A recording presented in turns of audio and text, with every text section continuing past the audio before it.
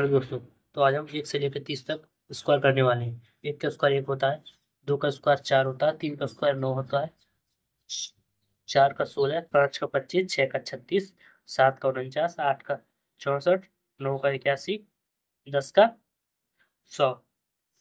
इसी प्रकार 11 का 121, 12 का 144, 13 का 169, 14 का 196, 15 का 225, 16 का 256, 17 का 289, 18 का 324,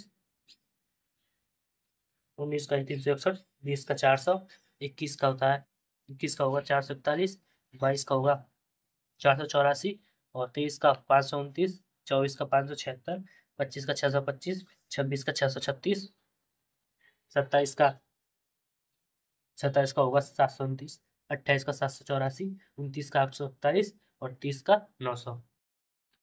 धन्यवाद।